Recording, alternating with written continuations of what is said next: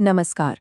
देखिए, गिरफ्तारी से जुड़े जो कानून हैं, उन्हें समझना हर नागरिक के लिए, हर लॉ स्टूडेंट के लिए और जो लोग जज बनना चाहते हैं, उनके लिए तो बहुत ही ज़्यादा ज़रूरी है, क्योंकि ये जो कानून है ना, ये सीधे-सीधे हमारी व्यक्तिगत स्वतंत्रता से जुड़े हुए हैं। तो आज हम भारतीय नागरिक सुरक्षा संहिता के 5 बहुत ही अहम सेक्शंस को एक-एक करके समझने वाले हैं।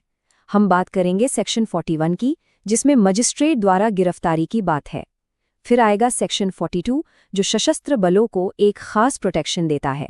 उसके बाद देखेंगे कि सेक्शन 43 के हिसाब से असल में अरेस्ट किया कैसे जाता है। फिर हम बात करेंगे सेक्शन 44 की, जो तलाशी और किसी जगह में प्रवेश करने की शक्ति देता है। और आखिर में समझेंगे सेक्शन 45, जिसमें अपराधी का पीछा करने के बारे में बताया गया है। तो चलिए बिना देर किए सीधा शुरू करते हैं सेक्शन 41 से। सबसे पहले बात करते हैं सेक्शन 41 की। ये सेक्शन एक मैजिस्ट्रेट को गिरफ्तारी करने या फिर गिरफ्तारी का आदेश देने की जो बुनियादी शक्ति है वो देता है। अच्छा, इस सेक्शन के ना दो हिस्से हैं। पहला हिस्सा ये कहता है कि अगर किसी मजिस्ट्रेट के ठीक सामने और उनके लोकल जुरिस्डिक्शन के अंदर कोई अपराध होता है, तो वो खुद अपराधी को गिरफ्तार कर सकते हैं या फिर किसी भी व्यक्ति को आदेश दे सकते हैं कि इसे गिरफ्तार करो। अब दूसरा हिस्सा क्या कहता है? वो ये है कि अगर मजिस्ट्रेट के सामने कोई ऐसा व्यक्ति मौजूद है जिसकी गिरफ्तारी के लिए वो वारंट जारी करने की पावर रखते हैं, तो वो उसे तुरंत गिरफ्तार कर सकते हैं या करवा सकते हैं। मतलब फर्क साफ है, एक में अपराध मजिस्ट्रेट के सामने हो रहा है और दूसरे में अपराधी। यहाँ पर एक शब्द आया है स्थानीय अधिकार क्षेत्र, यानी लोकल जुरिस्डिक्शन। इसका सीधा सा मतलब है वो तय भौगोलिक एरिया जिसके अंदर कोई मजिस्ट्रेट या कोर्ट अपनी शक्तियों का इस्तेमाल कर सकता है। आसान भाषा में कहें तो वो उनका इलाका होता है। तो अगर हम परीक्षा के नज़रिए से देखें तो मुख्य बातें क्या हैं? पहली, ये सेक्शन एग्जीक्यूटिव और जुडिशियल दोनों तरह के मैजिस्ट्रेट पर लागू होता है। दूसरी, वो अपनी मौजूदगी में हुए अपराध के लिए गिरफ्तारी कर सकते हैं। और तीसरी बात, वो ऐसे किसी भी व्यक्ति को गिरफ्तार कर सकते हैं जो उनके सामने हो और जिसके लिए वो वारंट जारी करने के लिए सक्षम। चलिए अब आगे बढ़ते हैं सेक्शन 42 पर। यह सशस्त्र बलों के सदस्यों को एक बहुत ही महत्वपूर्ण सुरक्षा देता है। आप कह सकते हैं कि ये गिरफ्तारी के जो सामान्य नियम हैं, उनमें एक ज़रूरी अपवाद है, एक एक्सेप्शन है। इस सेक्शन का जो सबसे मुख्य नियम है वो ये है कि संघ के सशस्त्र बलों के किसी भी सदस्य को अगर उन्होंने अपनी ऑफिशियल ड्यूटी करते हुए कोई काम किया है, तो उसके लिए केंद्र सरकार की सहमति के बिना गिरफ्तार नहीं किया जा सकता। अब ऐसा क्यों है? ताकि हमारे सशस्त्र बल बिना किसी बाहरी दबाव या झूठे मुकदमों के डर के अपनी ड्यूटी ठीक से कर सकें। इसी का दूसरा हिस्सा राज्य सरकारों को एक पावर देता है। वो चाहें तो एक नोटिफिकेशन जारी करके जो उनके अपने बल हैं, जो पब्लिक ऑर्डर बनाए रखने का काम करते हैं, उनके लिए भी यही सुरक्षा लागू कर सकती हैं।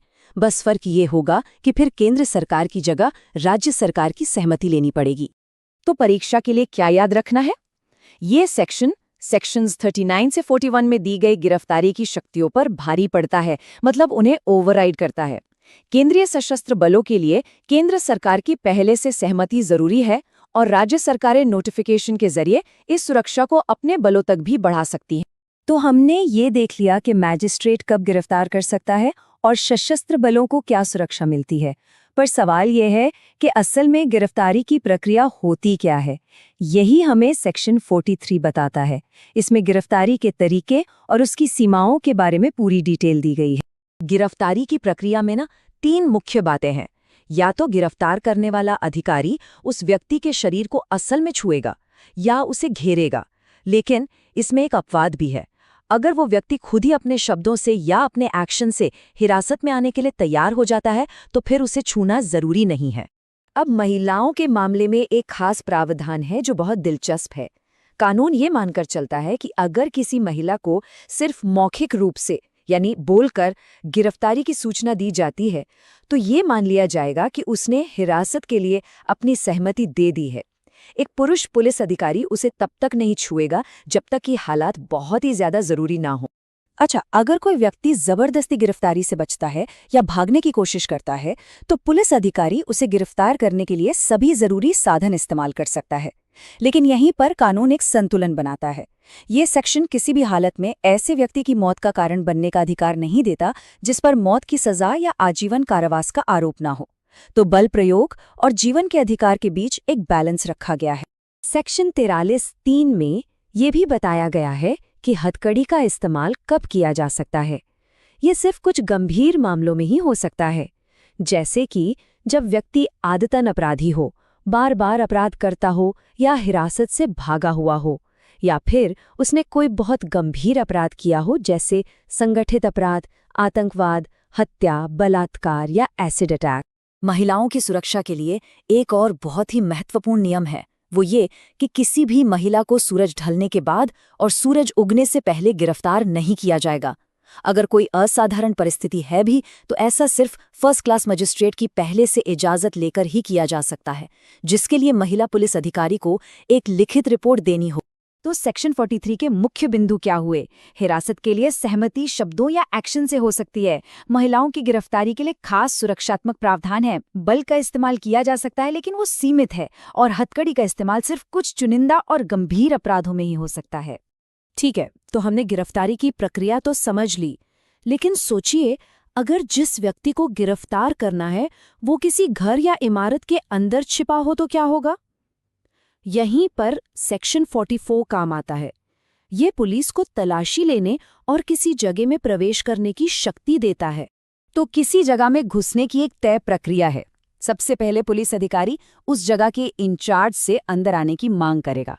अगर उसे अंदर नहीं आने दिया जाता तो फिर वो अधिकारी बाहरी या भीतरी दरवाजा या खिड़की तोड़ सकता है, लेकिन ऐसा करने से पहले उसे अपनी पहचान और आने का मकसद साफ साफ बताना होगा। और यहाँ पर ना एक बहुत ही जरूरी और संवेदनशील बात कही गई है। ये दिखाता है कि हमारा कानून सामाजिक रीति रिवाजों का भी सम्मान करता है।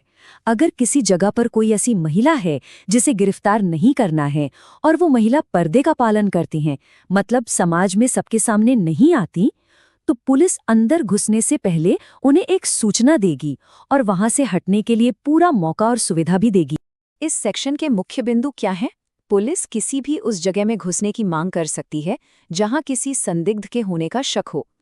अगर सही सूचना देने के बाद भी अंदर नहीं आने दिया जाता तो बल का प्रयोग किया जा सकता है। पर्दे का पालन करने वाली महिलाओं को विशेष सुरक्षा दी गई है। और हाँ, एक और बात, अगर कोई अधिकारी अंदर गैर कानूनी तरीके से बंद कर लिया जाता है तो वो बाहर निकलने के लिए भी दरवाजा तोड़ सकता है। और अब आते हैं हमारे आज के विश्लेषण के आखिरी सेक्शन पर, सेक्शन 45। ये सेक्शन ये बताता है कि एक पुलिस अधिकारी की शक्ति का भौगोलिक दायरा कितना बड़ा हो सकता है, और ये बहुत महत्वपूर्ण है। चलिए इसे एक आसान से उदाहरण से समझते हैं। मान लीजिए दिल्ली में एक पुलिस अधिकारी को अधिकार है कि वो किसी व्यक्ति को बिना वारंट के गिरफ्तार कर सकता है। अब वो व्यक्ति भागकर मुंबई चला जाता है, तो क्या दिल्ली का पुलिस अधिकारी उसे मुंबई में गिरफ्तार कर सकता है? जी हाँ, बिल्कुल। ये सेक्शन उसे ये अधिकार देता है कि वो उस अपराधी का पीछा भारत में किसी भी जगह तक कर सकता है और उसे गिरफ्तार कर सकता है। तो इसका निचोड़ क्या है? ये सेक्शन एक पुलिस अधिकारी को पूरे भारत में कहीं भी एक संदिग्ध का पीछा करने का अधिकार देता है। ये तब लागू होता है जब अधिकारी को उस व्यक्ति को बिना वारंट के गिरफ्तार करने का अधिकार हो। मतलब उस खास गिरफ्तारी के लिए अधिकारी का अधिकार क्षेत्र पूरा देश बन जाता है।